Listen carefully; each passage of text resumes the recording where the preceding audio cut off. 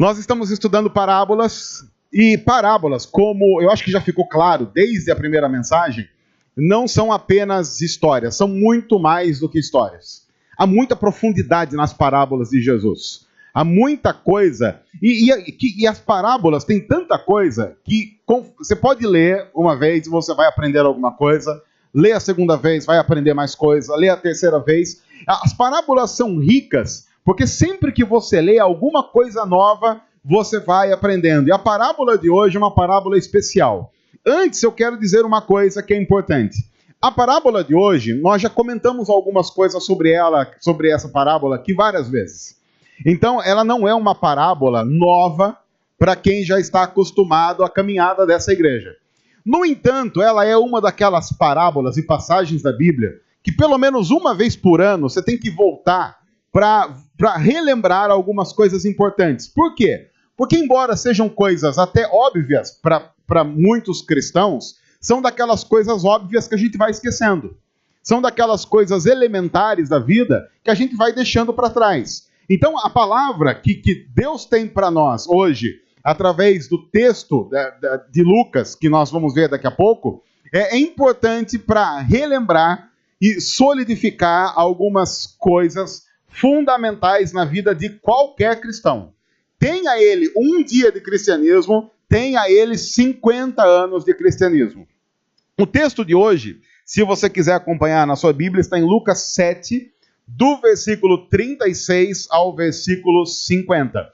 Lembrando que nessa série nós estamos estudando algumas das parábolas, mas nós fizemos a opção de todas as parábolas que nós estamos estudando, nós tiramos do Evangelho de Lucas. Então essa de Lucas 7, do versículo 36 até o versículo 50, e nós vamos para ela. No entanto, antes eu quero fazer uma pergunta. Eu sei que conforme a gente vai caminhando, a gente solidifica algumas coisas, como por exemplo, há um consenso de que não há na Bíblia pecadinho e pecadão. Por quê? Porque a ideia é, todo pecado, todo, é uma afronta, é um crime contra Deus. Então, teologicamente, nós até concordamos com isso. Olha, não há um pecado que, não, esse pecado não conta, mas esse conta mais. Nós sabemos também, óbvio, que cada pecado tem a sua consequência. Então, sim, alguns pecados têm uma consequência aparentemente mais séria do que outra, mas pensando na consequência que a gente sofre. Se você lembrar que todo pecado é passível de morte e nos separa de Deus, todo pecado, em tese, leva a gente para o inferno. Então não há um pecado maior, um pecado menor, se todo e qualquer pecado leva para o inferno. Mas, ao mesmo tempo que a gente sabe isso, a gente vai vivendo de uma tal forma que alguns pecados são toleráveis e outros não são tão toleráveis assim. A gente vai vivendo dessa forma. Quer ver só? Diz para mim, qual pecado você acha que é aquele pecado que a gente poderia considerar assim um pecado mais light, uma coisa mais soft? Aquele pecado que você fala, é um pecado segunda divisão. Esse não é aquele pecado que você fala, ai, mas que coisa absurda esse pecado. Não, é aquele pecado assim que não assusta tanto. Diz aí, algum pecado assim. Oi? Colar na prova. Quem nunca? Olha aí, Brasil, veja. Colar na prova. É aquele tipo de pecado que você pensa assim, mas eu acho que dependendo inclusive da situação, quando a gente fala colar na prova, você fala, não, mas isso é pecado? Não, mas por quê? Porque todo mundo faz. A gente tem aquela sensação, e essa é muito interessante, né? Que é uma grande mentira, de que se todo mundo faz alguma coisa, aquela coisa deixa de ser pecado. Do tipo, Deus ele está olhando para a Terra. Ele fala assim, olha, 95% da população faz isso, hein? Quase que já não vai ser pecado mais, hein? Ó, se mais 5... Aí quando chega, ó, 100% da população está fazendo. Então risca aí, o que está fazendo? Risca isso aí, já não é pecado mais, porque está todo mundo fazendo. Oi? E quero lembrar que isso é importante. Você vê que é uma angústia, é uma confissão de angústia. A professora falando, é colar na prova, esses desgraçados que merecem tudo ir para o inferno. Mas qual é um outro pecado assim desses toleráveis? Torcer pro Corinthians? É sério mesmo que nós vamos falar disso hoje? Eu não tenho nenhum problema de falar sobre isso hoje. Bom, eu agradeço, porque provavelmente quem falou isso não é corintiano. Agradeço o espaço. Eu até estava lembrando, estavam passando na igreja católica, perto de casa, vindo para cá, eles estavam cantando Avelar. Bom, vocês não entenderam? Foi boa essa produção. Vamos lá. Mas outro pecado tolerável. Mentir. Agora, claro, depende da mentira, porque tem mentira que, nossa, não... Mas algumas mentiras são totalmente toleráveis. Porque algumas mentiras, inclusive, são até para proteger o outro. Como eu já disse aqui, você encontra uma pessoa na rua que está com uma roupa que é aquela roupa que, meu Deus do céu, aquilo é horrível. Você pensa, foi o demônio que vestiu essa pessoa, não é possível. E aí a pessoa, ela chega para você, uma amiga sua, um amigo, ele fala assim, olha, tá vendo essa roupa aqui? Você fala, mas como não? Aí fala, olha, passei na loja agora e experimentei porque eu achei linda. Caiu tão bem em mim que até já saí com ela. Aí você fala, nossa, caiu bem mesmo. Olha, essa é só para cair mesmo. E aí a pessoa olha para você e fala assim, e aí, o que você achou da minha roupa? Aí o que você fala? Você fala, olha, é de parar o trânsito. Esse é o tipo de mentira, porque eu falo, é de parar o trânsito. O que eu estou pensando? É de parar o trânsito, porque a pessoa ela vai passar do seu lado, ela vai parar e falar, o que é isso? Olha, o inimigo está agindo mesmo, abrindo os portões do inferno e já está todo mundo saindo. Mas a pessoa que está ouvindo vai pensar, olha, ele achou fantástico. Ou então você vai para casa de alguém, porque a pessoa convidou você para um almoço, para um jantar, sei lá, e ela fez uma comida, e quando você experimenta, você também pensa que aquela comida foi feita pelo mesmo demônio que fabricou aquela roupa. O mesmo demônio que fabricou aquela roupa, depois ele foi para casa, fez aquela comida, e agora você está experimentando. E você pensa, meu Deus do céu, não vou dar conta de comer isso. Mas você está comendo aquilo, e está todo mundo na mesa da família falando assim, que delícia, olha que coisa, olha, é isso mesmo que eu quero, olha que sabor. E aí a pessoa diz para você, e aí, você gostou? Aí você diz, olha, tô sem palavras. Olha, sem palavras. Essas mentiras são toleráveis, porque a gente pensa assim, não, eu não vou falar a verdade agora, porque a verdade vai complicar muito. A verdade, sei se vai cair bem. Então, sim, é um pecado tolerável. E, inclusive, você talvez tenha algumas pessoas no círculo de amizade que são conhecidos por serem mentirosos.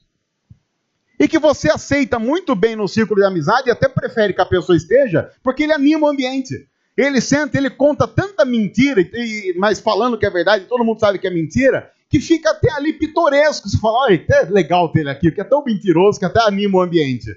Veja, é culturalmente aceitável. Hoje de manhã, uma pessoa em pecado falou que um outro pecado tolerável era da gula. E é verdade, e gula é uma coisa até inclusive incentivada. Do tipo, come mais, comeu pouco é porque não gostou. Vó mesmo, vó é uma pessoa que incentiva o pecado da gula. Se você vai na casa da avó e não come tudo que tem, mais a panela, aí fica aquela coisa, olha, mas onde já se viu? A pessoa olha para você e fala, você tá magro. Falo, que isso? Magro eu? Não, mas você tá fraco, precisa comer mais. É incentivado. Agora, quais são os pecados que não são incentivados? Aqueles que a gente olha e fala assim, não, esse daí já não dá. Me diz um. Roubar. A gente fica indignado com roubo. O roubo é complicado. A gente olha para a política, por exemplo, em nosso país, e fica com uma indignação louca, porque o pessoal anda roubando as coisas aí. Então, veja, colar na prova, tolerável. Mentir, tolerável. Gula, tolerável. Agora, eu convido o meu amigo mentiroso para sentar na mesa comigo, mas se eu sei que ele é um ladrão, já não sei se eu quero que ele sente na mesa comigo. Já não sei. Aí já vai ser mais difícil. O que mais? Um outro pecado não tolerável. Matar. Hoje de manhã foi o primeiro pecado aqui dos não toleráveis que falaram, foi matar. Não é? E ninguém, imagine, você está lá sentado, aí você vai comentar lá, conversando com os amigos. Nossa, qual foi a pior coisa que você já fez? Aí alguém fala, a pior coisa que já fiz foi colar na prova. Olha, esse é terrível mesmo. Aí você, contei uma mentira uma vez pro meu chefe e isso inclusive custou meu emprego. Poxa, é chato, Não devia ter acontecido. E você? Não, eu já matei. Você fez o quê? Não, matei. Oi, matei mesmo. Olha, você já... Opa, peraí. Garçom, uma conta. Podemos pedir a conta? Tudo bem para você? A gente não quer... Veja, não é tolerável. Roubar, matar. Alguém falou hoje cedo de estupro. Não é tolerável. Você senta na mesa com alguém que mente. Mas se alguém falasse para você, não, eu estuprei, é aquele tipo de pecado assim que a gente fica com vontade de cometer outro pecado não tolerável, que é o de matar, se alguém diz que cometeu o pecado não tolerável de estuprar. Não é assim que a gente funciona? Veja, nós estamos falando que não há pecadinho, não há pecadão, há diferenças de consequência, mas nós tratamos no dia a dia de uma maneira diferente. E isso tem tudo a ver com o texto que a gente vai analisar nessa noite, que começa dizendo assim: convidado por um dos fariseus para jantar, Jesus foi à casa dele e reclinou-se à mesa. Essa informação é importante pelo seguinte: lembra do que é um fariseu? Há 2 semanas nós falamos daquela parábola do fariseu e do publicano que estavam indo para o templo para orar. O que é um fariseu? Um fariseu é um cara extremamente moralista e muito, muito cumpridor da lei de Deus. Se a lei de Deus, por exemplo, diz que você deve dar 10 passos, o fariseu não dá 9,5, nem 10,5. Ele dá exatamente 10 passos. Se a lei de Deus diz que você deve dar 3 pulinhos, o fariseu dá 3 pulinhos. Nem 2,5, nem 3,1. 3 exatamente. É um cara totalmente correto e cumpridor de todas as suas funções religiosas. De uma forma que, inclusive, ele é bem visto na sociedade religiosa, porque ele participa de tudo que a religião oferece, ele participa de todas as atividades, todos os ministérios, ele não pisa na bola com absolutamente ninguém. Se ele diz que vai, ele vai. Se ele diz que não vai, ele tem motivos muito óbvios para não ir. Então esse é o cara. Só que você precisa lembrar que no ministério de Jesus, poucas pessoas encheram tanto a paciência de Jesus quanto os fariseus. Porque os fariseus, por exemplo, eram estritos cumpridores da lei do sábado, que não podia fazer nada no sábado. Jesus, no entanto, fazia algumas coisas no sábado que os fariseus diziam que só alguém endemoniado podia fazer. Então sempre houve muito embate entre Jesus e os fariseus. E quando às vezes nós olhamos para a Bíblia, nós temos um risco de achar que Jesus odiava fariseu. Isso não é verdade. Porque veja, nós estamos diante de uma parábola que começa com a seguinte informação: Jesus foi jantar na casa de um fariseu. Há outros textos da Bíblia que são muito usados para mostrar o amor de Jesus pelos pecadores, como por exemplo, Jesus foi jantar na casa de Zaqueu. Quantas vezes você já ouviu dizendo, olha como Jesus é gracioso, porque Zaqueu era muito mal visto na sociedade, Zaqueu era um ladrão e Jesus foi jantar na casa dele. Isso demonstra que Jesus ama os pecadores, mas às vezes nós achamos que ele só ama os pecadores que não estão ligados à religião. Mas Jesus, que sempre teve grandes embates com fariseus, agora vai para a casa de um fariseu. E você precisa lembrar de um outro detalhe. Na cultura judaica, ir jantar com alguém, aceitar o convite para ir jantar com alguém, tem um significado muito mais profundo do que na nossa cultura. Um judeu, quando aceita ir jantar com uma outra pessoa, ele está dizendo, eu aceito estabelecer vínculos profundos com você. Jantar junto para um judeu não significa apenas, vamos comer qualquer coisa. Não, para o judeu é muito mais do que simplesmente comer alguma coisa. Significa que se de repente o William fala para mim, nós somos judeus, aí o William fala assim, Marquito, vamos jantar lá na minha casa? E eu aceito. Com a minha aceitação eu estou dizendo, William, eu quero estabelecer um relacionamento com a sua família, com você. Eu quero que a minha família tenha um relacionamento. Eu estou dizendo, mesmo sem palavras, que sim, eu aceito que nós sejamos íntimos. Eu aceito que a sua vida seja próxima da minha, assim como eu quero que a minha vida seja próxima da sua. Isso parece estranho para nós quando nós pensamos na relação Jesus e fariseus. O texto já começa dizendo que Jesus não faz acepção de pessoas como nós fazemos. E que Jesus não odeia alguém pelo simples fato daquela pessoa ser uma moralista religiosa. Jesus não tem esse tipo de ódio gratuito. E Jesus tem a capacidade de amar profundamente um ladrão como Zaqueu e alguém aparentemente moralmente correto como esse fariseu aqui, que daqui a pouco a gente vai saber o nome dele. Mas o texto continua. Ao saber que Jesus estava comendo na casa do fariseu, e aí agora a história começa a ter contornos complicados, uma certa mulher daquela cidade, uma pecadora, o texto não explica de maneira muito clara o que significa esse pecador. O que a gente sabe essa mulher não é muito bem vista ali na sociedade.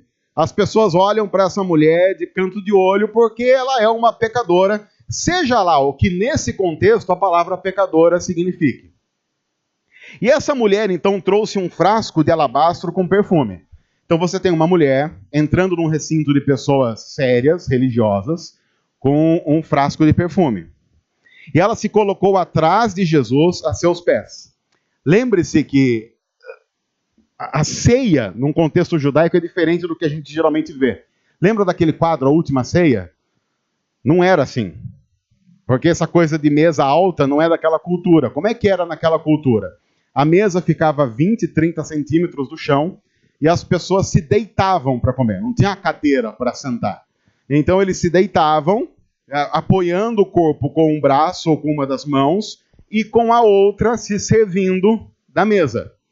Então você tinha uma mesa no centro e as pessoas deitadas em volta daquela mesa. Aí então você tem lá Jesus ou alguns... É por isso, inclusive, que não era costume que as mulheres comessem ali, porque obrigatoriamente você ia fazer com que uma mulher se deitasse do lado não apenas do marido dela, mas algum outro homem que estava deitado ali. E isso eles evitavam.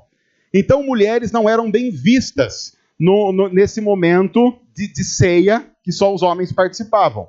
Essa mulher não está nem aí para essas conveniências, porque é uma coisa interessante. Pecadores que sabem que são pecadores têm muita dificuldade com as conveniências. Geralmente, quem tem facilidade com conveniências são aqueles que acham que estão com a vida tão certa que podem se dar o luxo de ter alguns cuidados diante de Deus que os pecadores que sabem que são pecadores não têm condição de ter. Aí aquela mulher chega, ela traz um frasco de alabastro com perfume e se coloca atrás de Jesus aos seus pés. Ela se deita atrás de Jesus. Agora imagine a cena e imagine o desconforto.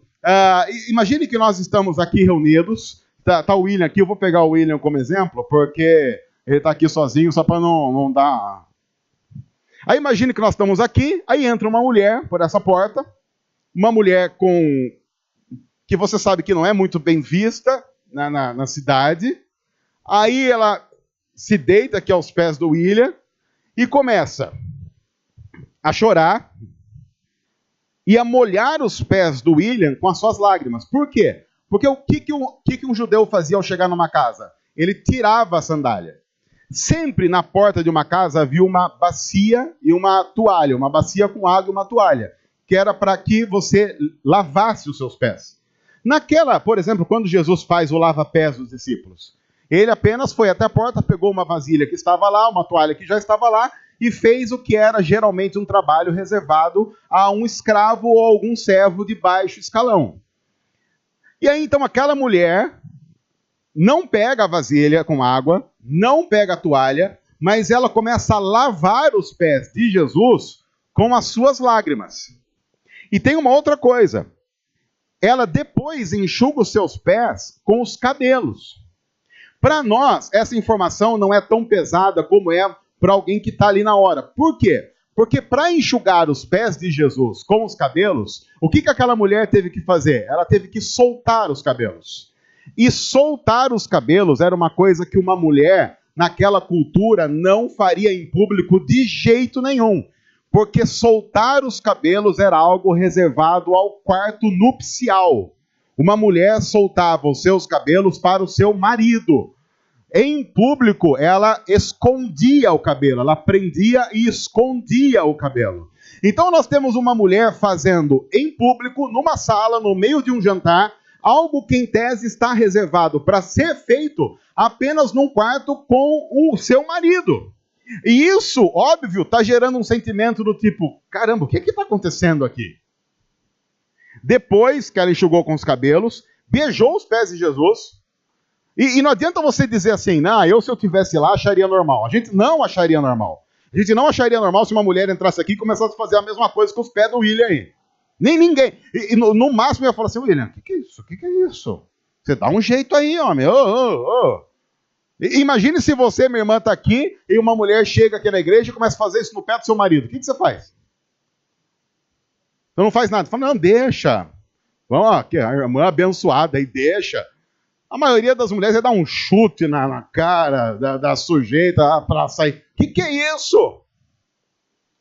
E ungiu com perfume. Então, como é que se unge com perfume? Você pega gotas de um perfume, um óleo, derrama sobre o pé e faz uma massagem. Está estranho isso. Para nós que estamos lendo a milênios de distância, a gente às vezes fica confortável, mas imagine você ali. Você ali provavelmente faria o que fez o dono da casa. Ao ver isso, o fariseu que havia convidado Jesus disse a si mesmo, veja, ele não diz publicamente, ele diz para si mesmo, ele pensa, se esse homem fosse profeta, ele saberia quem nele está tocando e que tipo de mulher ela é, uma pecadora. Se Jesus fosse quem diz que é, ele não ia deixar isso acontecer. Ele não ia permitir que uma sem-vergonhice dessa acontecesse num ambiente como esse. Respondeu-lhe Jesus, Simão, eu tenho algo a lhe dizer. Ele acabou de pensar, se esse fosse profeta, ele não deixaria isso acontecer. Aí Jesus diz, tem uma coisa para falar para você. Aí ele diz, dize, mestre. Notou a sem-vergonhice? Notou o fingimento? Alguém que acabou de pensar, se esse cara fosse mesmo quem diz que é, nunca deixaria isso acontecer. Ô, Simão, dá uma pergunta aí. Fala, meu senhor. Nós temos que tomar muito cuidado para não sermos o tipo de gente que expressa publicamente aquilo que o nosso coração nega todos os dias. Pelo simples fato, inclusive, de que Deus conhece o nosso coração. E Deus sabe o que o nosso coração expressa muito mais do que a língua realmente fala. E aí então Jesus diz algo importante. 2 homens deviam a certo credor. Nós estamos no Brasil, preciso explicar o que é isso? 2 homens devendo a alguém, preciso explicar? Ok? Nenhum problema quanto a isso. Nós estamos no Brasil e a gente não tem que contextualizar a mensagem do tipo, o que é dever a alguém? Nós estamos no Brasil, nós sabemos muito bem. 2 homens deviam a um credor. Um lhe devia 500 denários e o outro 50. Quando a gente olha para essa informação, a gente pensa assim, um está muito mal. O outro nem tanto.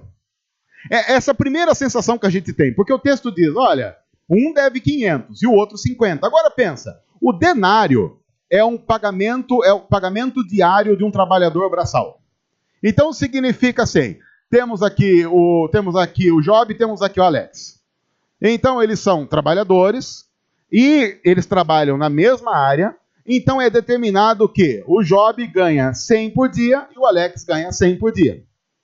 Esse é o pagamento deles.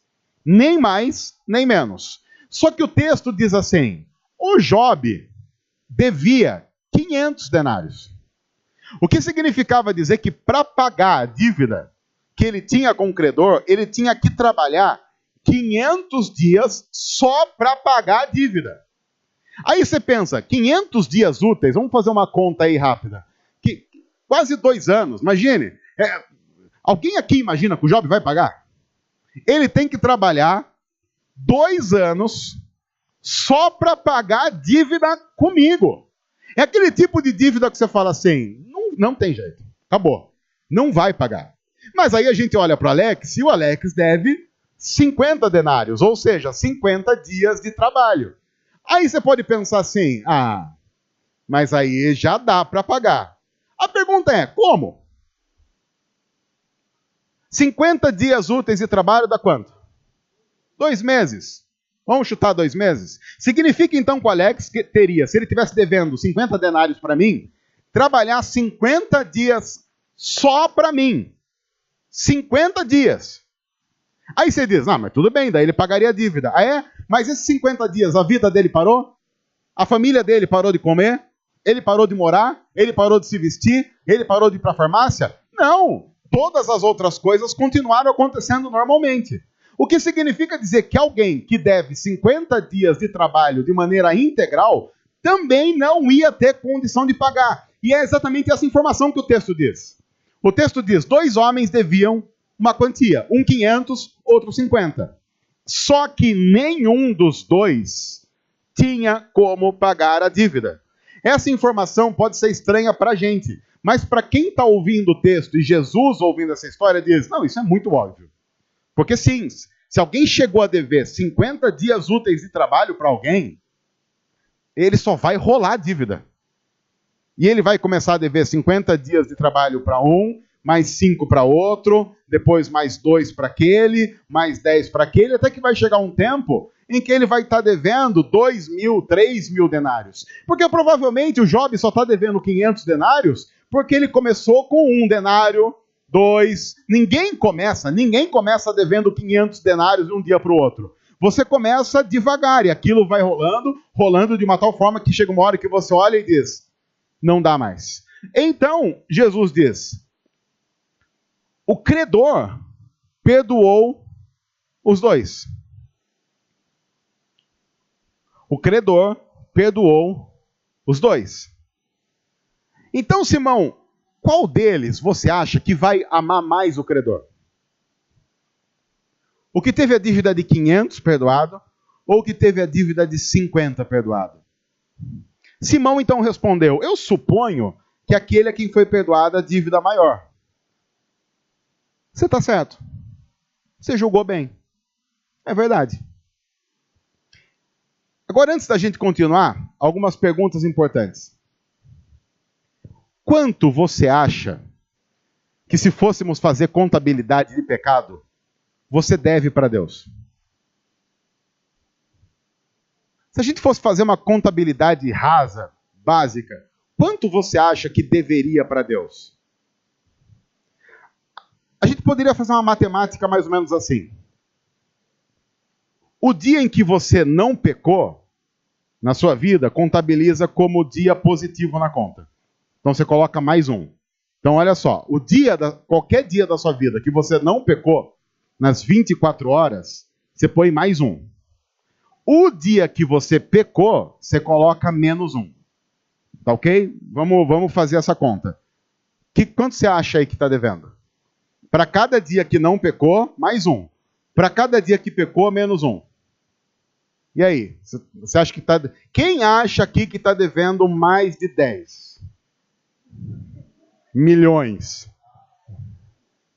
E eu não estou nem fazendo conta por pecado, tá? Então estou pensando só assim, menos 1 por dia. Se nesse dia você pecou 600 vezes, vai ser menos 1. Se pecou 1, vai ser menos 1. Para não contabilizar pecado por pecado, para a conta não ficar astronômica. Vamos contabilizar só por dia.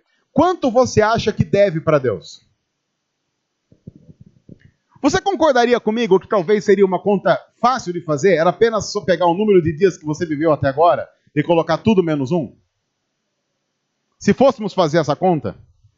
Ou será que a gente chegaria, talvez, ao ponto de dizer que houve algum dia da nossa vida, pelo menos do que nós temos consciência, que a gente não pecou? Em absolutamente nada? Você pode dizer assim, não, então, mas vai contabilizar quando eu era um bebê? Então tá bom, então não vamos contabilizar. Vamos fazer o seguinte, vamos pegar os 3, 4 primeiros anos de vida e contabilizar como mais 1 cada dia. 360, vamos fazer uma conta mais fácil, 360 vezes 4, que daria mais ou menos 1.440. Então você começa até o 4º ano de vida com 1.440, 1.460,365, ano bissexto, 1.461 pontos positivos que você chegaria ao completar o 4º ano de vida. Bateu 8 anos, você já zerou a conta. Já zerou. A não ser que você tenha dormido um dia inteiro, mas provavelmente pecou até em sonho. A partir disso, é só dívida.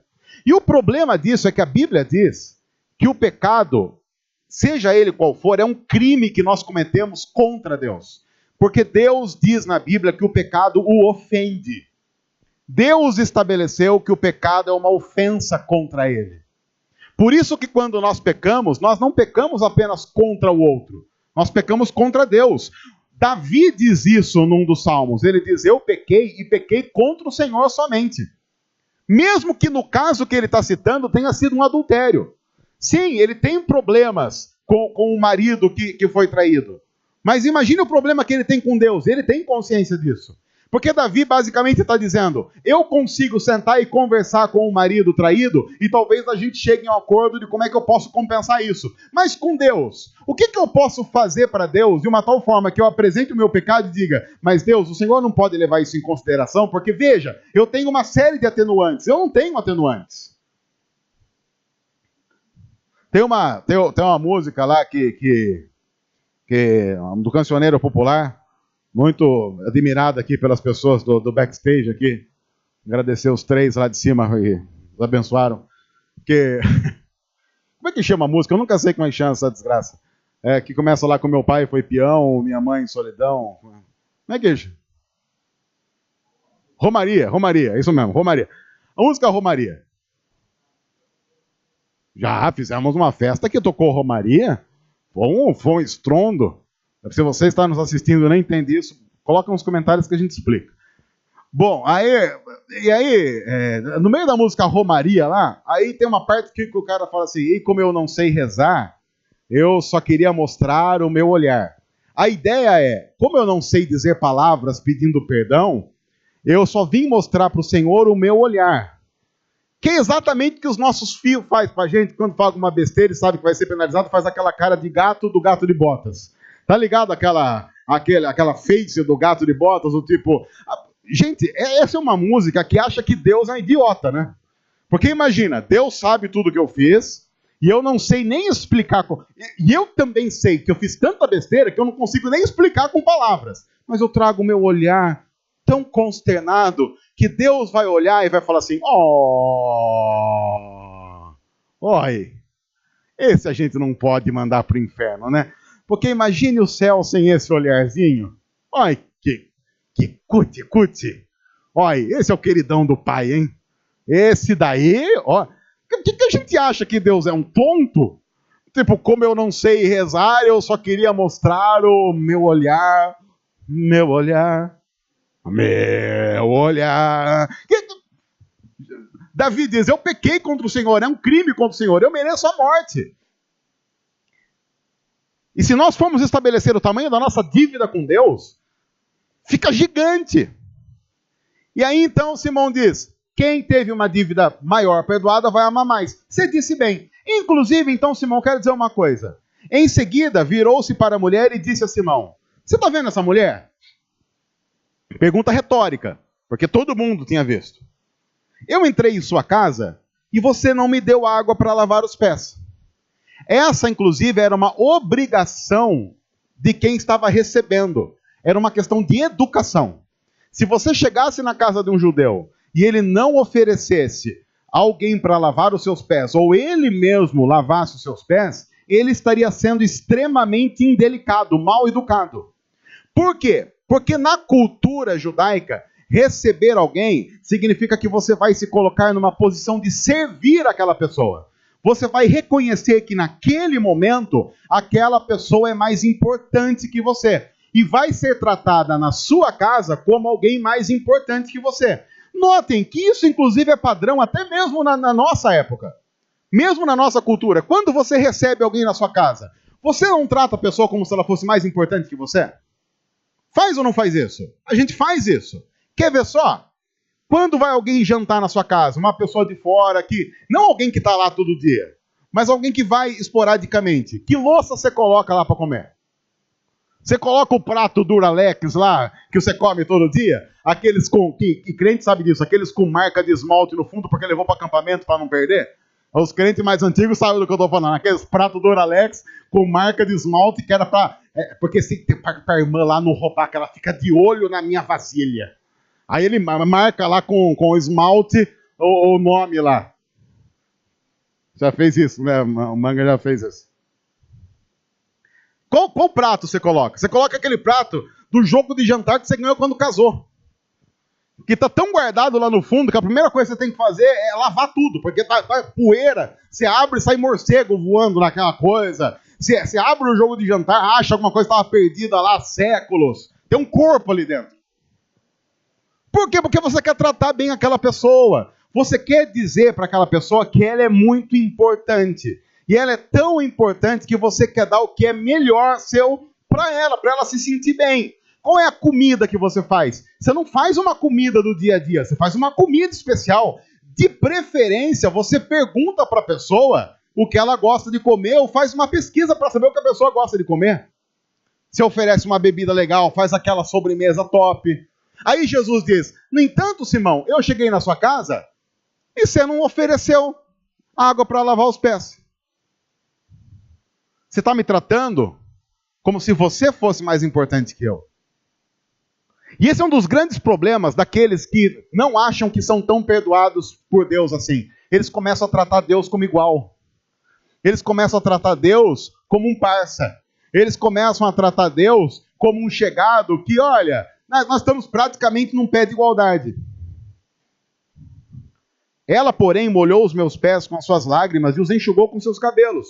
Você não me saudou com um beijo, como também faz parte da boa educação na cultura judaica. Mas essa mulher, desde que eu entrei aqui, não para de beijar os meus pés. Você não ungiu a minha cabeça com óleo, mas ela derramou perfume nos meus pés. Simão, você acha que é melhor que eu. Porque você não notou quem você é. E enquanto a gente não notar quem nós somos, a gente vai começar a tratar, e vai passar a tratar Deus e Jesus como alguém igual a gente. E vai começar a se tratar com alguns direitos que, na verdade, a gente não tem. Porque nós não temos direito, nós temos graça derramada sobre a nossa vida.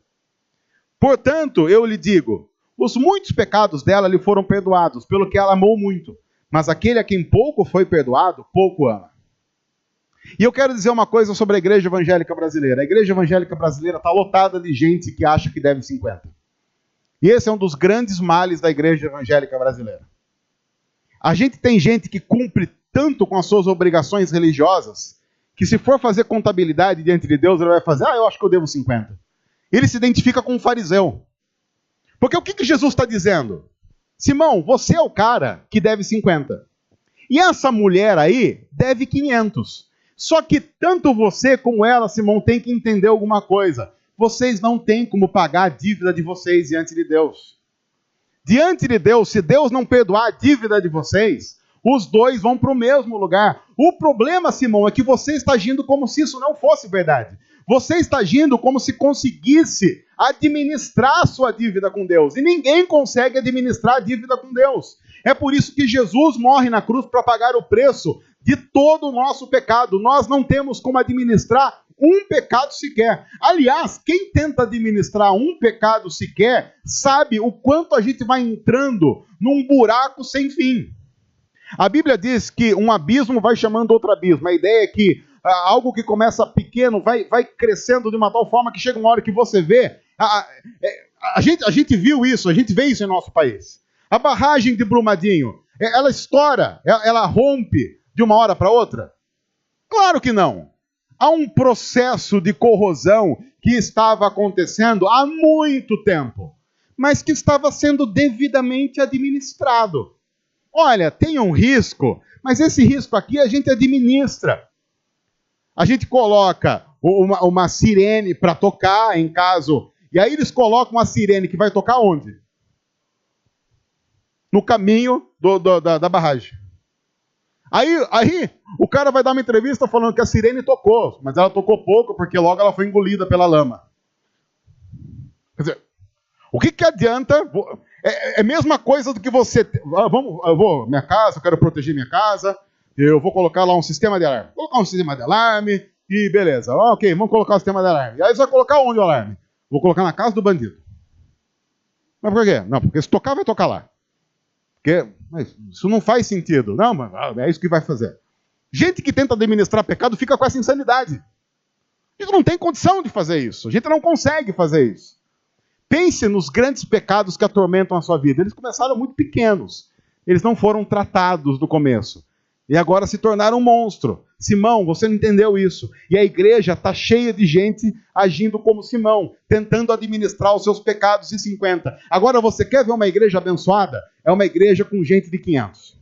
Você colocou os devedores de 500 na igreja, você abençoa a igreja de uma forma, porque é gente que vive profundamente a graça, porque ele sabe que não é, ele sabe que não consegue, ele sabe que não pode, e ele sabe que não sabe. E aí ele simplesmente se entrega para Deus e ele consegue reconhecer que tudo é graça. Isso, inclusive, em alguns casos. Às vezes eu ouço gente dizendo assim, ai, porque sabe, uma coisa que eu fico louco é esse pessoal aí que matou, roubou, se prostituiu, e aí depois, sei lá, a pessoa vai presa e se converte na cadeia. Olha, eu fico louco com isso. Falo, é mesmo? Por quê? Por quê? Quer dizer que foi para cadeia, se converteu?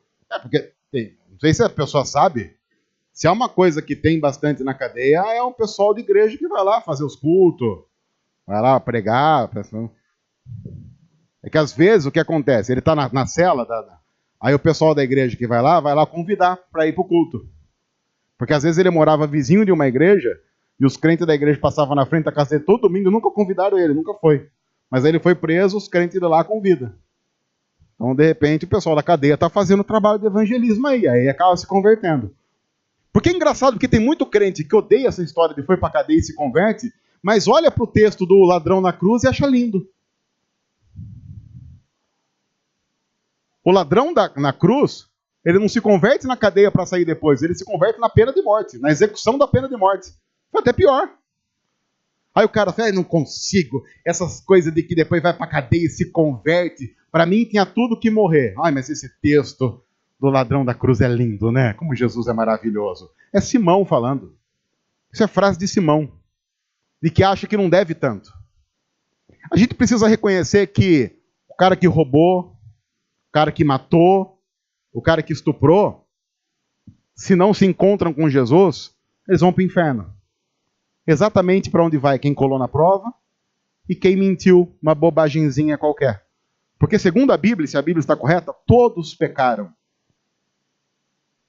Todos pecaram. Estão destituídos fora da graça, da glória e da misericórdia de Deus. E se a Bíblia também está correta, não há um justo. Nenhum sequer, a não ser o justo que é Cristo Jesus. Então Jesus disse a ela, seus pecados estão perdoados. Talvez a gente não consiga compreender o tamanho do alívio que essa mulher sentiu nessa hora. Imagine uma mulher carregando o estigma do pecado nas costas a vida toda, de repente ouve de Jesus, seus pecados estão perdoados. Eu fico com muito medo que às vezes o pessoal que acha que deve 50 denários, ao ouvir de Jesus, os seus pecados estão perdoados, ele pensa assim, não, mas se me desse mais tempo eu pagava isso. Se me desse só mais um tempinho, eu ia conseguir. Essa mulher, que é a mulher da turma dos 500, ela está aliviada porque ela sabe, eu não tinha condição de pagar a minha dívida, mas eu fui perdoado. Os outros convidados, o pessoal da turma dos 50, da dívida dos 50, começaram a perguntar, quem é este que até perdoa pecados?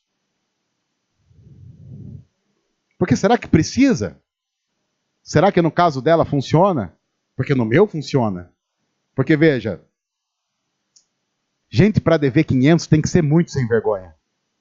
Eu não, eu só devia 50. Jesus disse à mulher, sua fé a salvou. Vá em paz. Essa é uma das expressões mais fantásticas do Evangelho. Vá em paz. Sabe aquela briga que você tinha com Deus? Você não tem mais. Vá em paz. Você vai poder sair desse culto nessa noite? Vá em paz. Vai dormir em paz. Vai estar esse calor? Mas fique tranquilo, não é um treinamento para o inferno. Vá em paz. Eu falei isso hoje de manhã. Se você vai sair do culto de manhã, 67 graus, e vai sair, vai lá tomar a sua cervejinha, ela não vai te levar para o inferno. Porque tomar a sua cervejinha na hora do almoço não vai te levar para o inferno. Agora, apenas tenha a responsabilidade de saber os limites de fazer isso. Não use a sua liberdade cristã. E Jesus dizendo, vá em paz, para fazer aquilo que a Bíblia diz que não deve ser feito. Então tenha limites. Seja maduro. Mas vá em paz. Você vai sair daqui no culto à noite, vai comer uma pizza, vai em paz, aproveita, se alegra. Celebra a vida que Deus está dando para você. É graça derramada sobre nós. Você está ouvindo essa mensagem no nosso site, ou está assistindo no YouTube, daqui a pouco essa mensagem acaba, você vai voltar a fazer o que você estava fazendo, ou vai fazer alguma outra coisa, vai em paz. Porque o que estabelece a nossa paz com Deus não é o que nós fazemos, isso é uma garantia enorme. Porque quem depende daquilo que faz está desgraçado. Imagine esse pessoal que acha que perde a salvação. Deve ser uma angústia viver. Porque se você perde a salvação, não há nenhuma possibilidade de você conseguir ser salvo. Imagina, você passou a vida inteira salvo. Vai morrer, pensa alguma besteira, morreu, perdeu a salvação. Imagine que angustiante que deve ser viver assim. Deve ser um inferno viver assim. Imagina o seu anjo da guarda, ele fica lá. Salvo, perdeu. Salvo, perdeu. Salvo, salvo. Parece aquelas brincadeiras de criança de vivo ou morto. Vivo ou morto, vivo ou morto. E aí, imagine o livro da vida. Se há uma coisa que tem no livro da vida desse pessoal, é Rorex. Ah, escreve o nome no livro da vida. Apagou. Agora escreve de novo. Imagine, você tem uma equipe só para ficar gravando lá. Perdeu, ganhou, perdeu, ganhou, perdeu, ganhou. E eu me lembro que eu cresci em comunidades reformadas e teologia reformada, e eu ouvia aquelas pessoas de espírito abençoado que falavam assim pra gente, mas se quando Jesus voltar, você estiver em tal lugar, você vai ou fica? Quer dizer que depende do lugar onde eu voltar para... Eu ficava pensando, essa pessoa vive na igreja, mas é um inferno. Tem umas pessoas, lembra? Tem umas pessoas que viviam na igreja, que quando a pessoa falava assim, vou sair da igreja, o pessoal fazia culto de louvor para agradecer o livramento do Senhor. Mas se quando Jesus voltar, você estiver fazendo tal coisa, você vai ou fica? Eu não sou salvo pelo que eu faço. Eu sou salvo pelo que Jesus fez na cruz. E o que Jesus fez na cruz é eterno, determinante, de uma vez por todas. Hebreus diz que ele é o nosso sacerdote, que fez a expiação dos nossos pecados, a absolvição dos nossos pecados de uma vez por todas. De uma forma que ninguém mais precisa ficar expiando pecados. No entanto, eu sei que quando eu faço isso, o pessoal pensa assim, quer dizer então que pode enfiar o pé na jaca? Se você vai pegar essa informação graciosa e enfiar o pé na jaca, é porque você não entendeu a informação graciosa. Então eu vou duvidar do seu cristianismo, não da sua sem-vergonhice, que está evidente. Porque é óbvio, as pessoas pegam a graça de Deus e transformam em desgraça. Mas isso significa uma vida totalmente dominada pelo pecado. E um cristão verdadeiro, segundo o que a própria Bíblia diz, ele não é mais escravo do pecado. Ele agora é escravo de Deus e liberto para fazer a vontade de Deus. Mas aqueles que compreenderam isso podem ouvir nessa noite qualquer dia da vida. Vai em paz. Vai em paz. Deus está de bem com você. Por causa de Jesus. Deus não está na esquina esperando para dar uma chicotada em você. Deus não vai pesar a mão em você. E se alguma coisa acontecer, isso é provação, não é castigo. E a provação na Bíblia é considerado algo bom, que é um processo que Deus usa para nos amadurecer e nos tornar mais parecidos com Ele. Então não chame de provação, que é um processo bom, não chame provação da mão de Deus pesando. Porque a mão de Deus já pesou sobre Jesus na cruz para que nunca mais tenha que pesar contra aqueles que Ele chamou. Vá em paz. E na vida cristã, sempre seja aquele que reconhece que deve 500. Não seja como os insuportáveis da fé que devem 50. Porque esses fazem parte da caminhada, mas enchem a paciência até o último dia, porque acham que têm direito e estão administrando alguma coisa diante de Deus. Nós não estamos. Nós somos salvos. Nós não tínhamos como pagar a dívida. E Jesus a pagou na cruz. Que o Senhor nos abençoe. Obrigado, Senhor, por Tua palavra. Nós louvamos ao Senhor por ela. E pedimos que o Senhor nos ensine a viver a profundidade da graça, a grandeza da graça do Senhor, todos os dias, para a honra e glória do Teu nome. Nós pedimos isso em nome de Jesus. Amém e amém. Olá pessoal, tudo bem? Você pode abençoar muito o nosso ministério fazendo o seguinte: se inscrevendo em nosso canal, deixando o seu joinha aqui embaixo, comentando e compartilhando essa mensagem com outros. Vai abençoar muito o que nós temos feito aqui e vai fazer com que outras pessoas possam ser transformadas pelo amor de Jesus através da mensagem do Evangelho. Deus abençoe, obrigado, que Deus cuide de cada um de nós.